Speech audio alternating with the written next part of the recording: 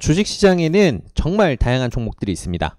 그리고 그 각각의 종목들은 그들만의 좀 고유한 특색을 가지고 있는데, 이러한 특색이나 혹은 사업 영역 등이 비슷한 종목들을 묶어서 우리는 뭐 무슨 섹터 혹은 무슨 테마 이렇게 우리가 통칭해서 부르곤 하죠.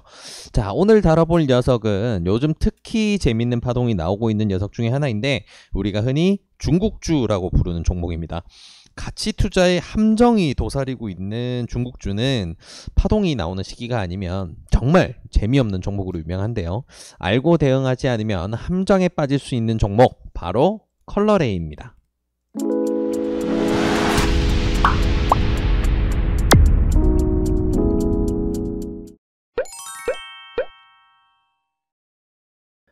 안녕하세요. 수익의 달인 수달스탁입니다. 2020년 10월 23일 특징주 리뷰 시간입니다. 자, 어느새 한 주가 마무리되었습니다. 지난주는 정말 힘 빠지는 지속적인 하락장이었다고 한다면, 이번 주는 좀 코스피 위주로는 좀 버텨주는 듯하고, 코스닥은 좀 급락세를 좀 만들어 가면서 하긴 했지만 좀 등락이 심하고 아예 쭉 빠지지는 않는 장세였죠. 네, 매매하기 어려운 거는 똑같습니다. 정말 어려운 장세가 이어지고 있어서 대응이 쉽지가 않아요. 그래서 우리가 지금 선택지로 볼 수 있는 건 좀 기술적 매매로 집중을 할 수밖에 없는 상황이라 계속해서 기술적 매매 종목들을 들여다보고 있는데, 오늘 우리가 함께 살펴볼 종목은 컬러레이라는 종목입니다. 우리가 수달스탁 소통방통에서는 사실 이야기를 계속 많이 나누던 종목이에요.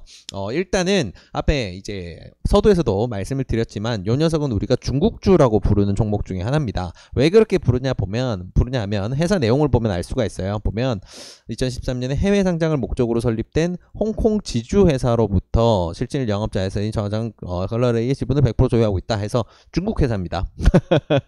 이게 비슷한 컨셉으로 중국주로 불리는 가장 유명한 종목이 헝성그룹, 그리고 윙이푸드, 이렇게 또 추가로 더 있죠.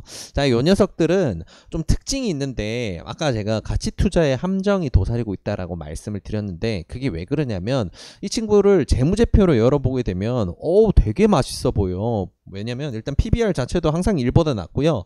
퍼가 막 3 받고 있고 2 받고 있고 4 받고 있고 그래요. 그래서 그냥 봤을 때는 이 친구 그러면 가치 분석으로 했을 때 퍼 한 10만 받아도 주가가 저렇게 갈 수 있는데 이거 되게 좋은 거 아니야?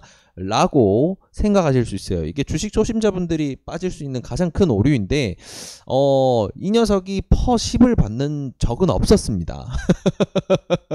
과거에도 없었고 현재도 없고요. 미래도 없을 거예요. 네, 미래에 오지 않을 행복 회로를 돌리는 거는 정말 위험한 판단이 될 수 있죠. 왜 그러냐면 중국주들은 이제 중국 기업이라는 특성이 있어서 그런데, 심플한 이유예요.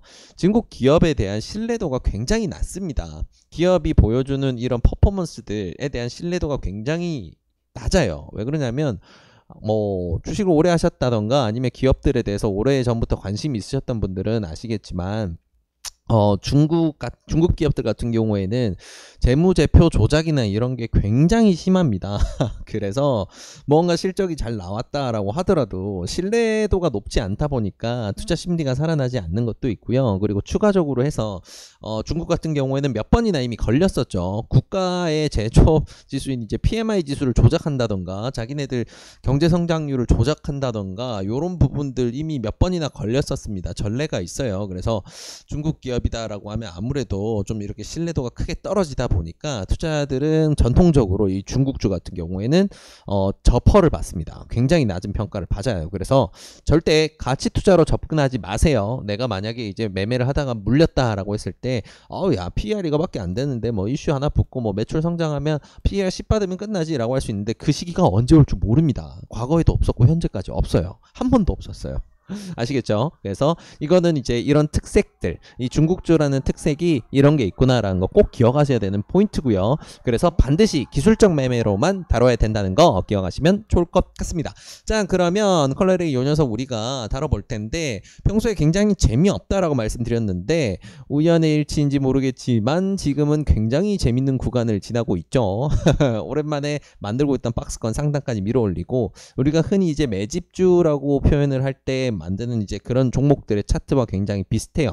자, 근데 하나 우리가 미리 알아야 될 거는 중국주 같은 경우에는 항상 저평가가 되어 있다라는 걸 근거를 깔고 있기 때문에 매집주처럼 생겼지만 매집이 아닐 수 있다는 것도 우리는 항상 생각을 해야 돼요. 그래서 이거 같은 경우에는 뭐 우리가 마이크로프렌드랑 VTGMP 다루면서 이제 매집주들이랑 이런 것들을 어떻게 평가하고 어떻게 대응하는가 이런 것들을 이야기했던 것과 조금은 포인트가 다를 수 있습니다. 우리는 하나를 더 생각하면서 대응을 해야 돼요. 그건 이제 차트를 들여다보면서 또 설명을 드릴 건데, 일단 컬러레이라는 이 종목이 최근에 왜 이렇게 재밌는 파동이 나오고 있는지부터 알아야 되겠죠. 중국주들이 이렇게 파동이 나올 때는 보통 이런 이유 때문입니다. 중국과 한국의 외교 관계에서 좋은 내용이 있을 때 보통 이렇게 움직이죠. 지금 같은 경우에는 사드 사태 이후로 해서 굉장히 이제 좀 얼어있던 부분이 해빙 무드로 들어가냐 마냐의 기로에 좀 서 있습니다. 그래서 이거에 대해서 좀 좋은 신호탄으로 봐줄 수 있는 게 시진핑의 방한이다 보니까 이런 포인트들을 굉장히 좀 중요하게 보고 있는데, 연말 내 연내에 이제 시진핑 주석의 방한을 한국에서는 이제 이걸 추진하기 위해서 굉장히 노력을 많이 하죠. 그래서 이틀 전에 이제 이런 내용이 나왔었어요. 지금 코로나 때문에 시진핑 주석이 방한을 그때 10월에 하기로 했다가 못한 거지. 결국 무조건 그거 아니었으면 무조건 왔었다. 그래서 뭐 연내 이제 무조건 올 거다. 그런 식으로 우리 이제 최종 단계로 협의 중이다. 이런 식으로 이제 국정감사에서 좀 언급이 있었죠. 그러다 보니까 시진핑 방하게 되면 뭐 이런 이제 연관되어 있는 것들 흡수해 볼 수 있는 섹터가 많겠구나 투자자들이 생각을 했고요. 대표적인 게 이제 화장품주들, 소비주들, 그리고 이 중국주죠. 화장품주들도 이번에 재밌는 파동이 나왔는데 유독 좀 평소랑 다른 움직임이 나왔던 게 바로 이 중국주였어요. 특히나 이 컬러레이가 그랬거든요. 이 친구 같은 경우에는 만약에 이 친구가 뻗는다라고 한다면 사실 굉장히 큰 구간까지 열어서 갈 수가 있어요. 이제까지 퍼를 뭐 4 정도가 맥스였다라고 한다면 그래도 한 7, 8 정도까지는 받을 수 있는 그런 기회가 올 수도 있겠죠. 그건 이제 만약에 이 컬러레이라는 주가를 움직이는데 굉장히 주체가 돼서 움직여주는 이제 세력이 마음을 먹는다면 충분히 가능할 텐데, 그런 기회가 올지 안 올지는 우리는 뭐 거기까지는 알 수가 없고요. 대신에 우리가 가져갈 수 있는 메리트만 챙겨가면 되겠죠. 자, 일단은 일봉상으로 추세를 살펴봤을 때는 굉장히 좋은 추세가 이어진 다음에 마지막에 발산이라고 할 수 있는 중요한 특이점들 발견되면서 이렇게 올라오게 됐는데, 자, 그러면 우리는 요 녀석이 이제 앞으로 이제 이 발산으로 끝나지 않고 추가로 더 뻗는다 라는 거를 생각을 하려면 이 친구가 깨지 않아야 될 중간선이 있어요. 왜냐면 뭐 일단은 마지막까지 내가 마지막까지 생각을 하겠다라고 한다면 이 친구가 추세가 완전 깨진다라고 우리가 판단해야 되는 거는 여기거든요.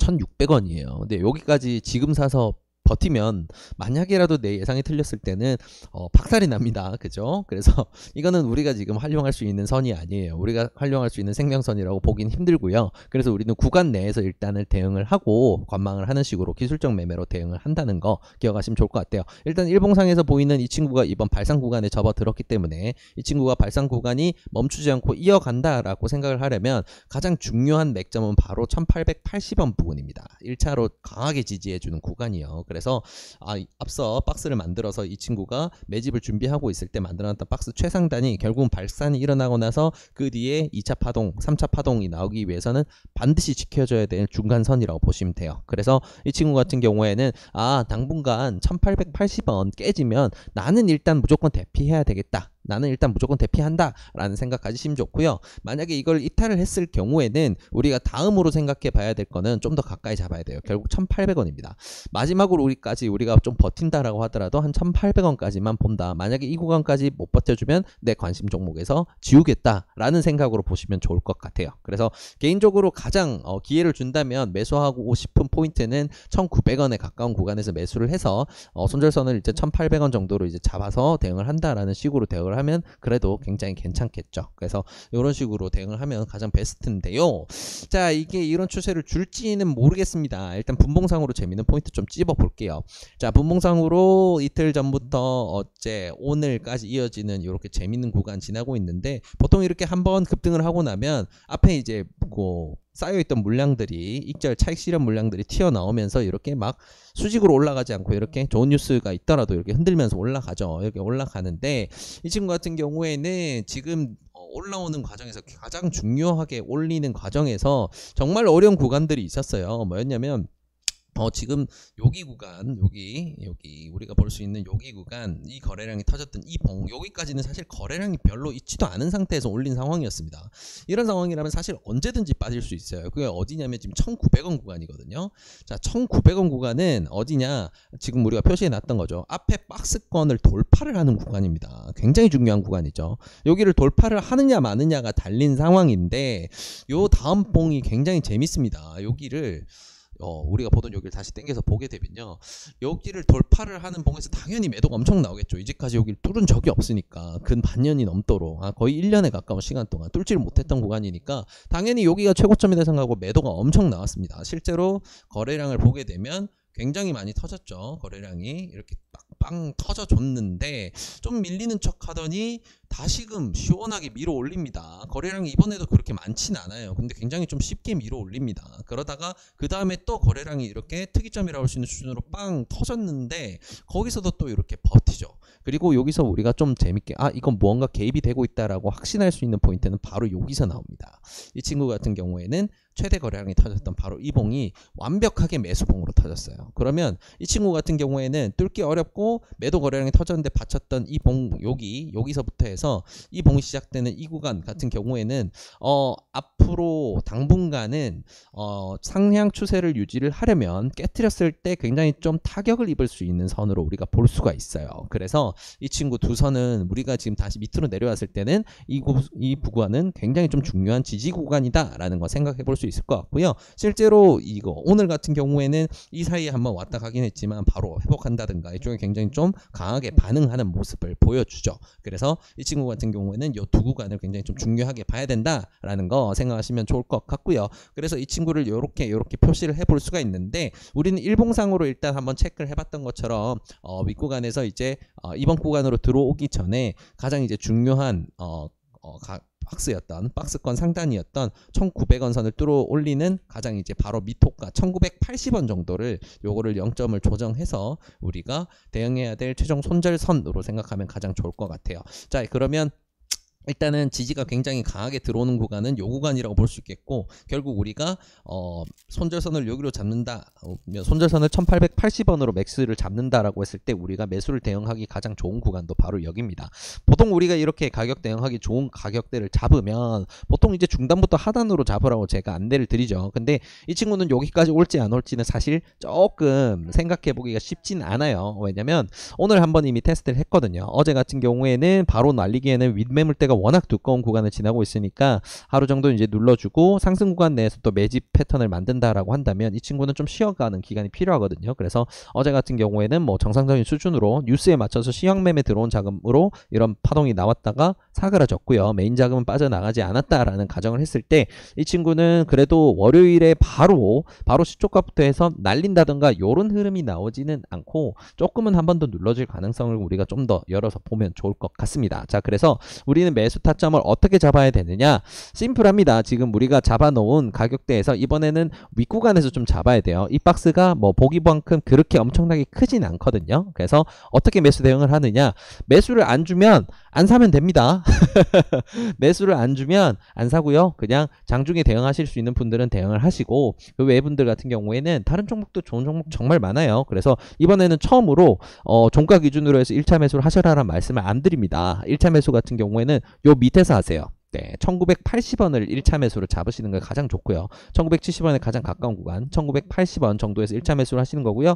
2차 매수 같은 경우에는 1930원 근처에서 진행을 하세요. 자, 이렇게 매수를 했을 때 우리가 손절을 해야 되는, 반드시 손절을 해야 되는 선은 바로 1880원이죠. 그렇게 하게 되면 우리가 손절 라인으로 잡는 선은 어떻게 되냐? 바로 이렇게 3.5% 정도로 딱 제한을 해서 대응을 할 수가 있습니다.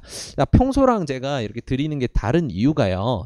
이것도 중국주의 특성 때문에 그래요. 이게 왜 그러냐면, 만약에 우리 예상과 다르게 주력으로 이 차트를 지금 만지고 있는 주체가 여기서 밀어넣는 구간이 아니고 이 거래량 속에서 빠져나왔다라는 그런 상황이었다면 굉장히 쉽게 이건 깨질 거예요. 근데 중국주 같은 경우는 되게 무서운 게, 이 친구가 뺄 때 거래량이 없어요. 보통 매매하시는 분들 거래량이 특징적으로 터지지 않고 흐르면 그냥 참는 경우 굉장히 많으시죠.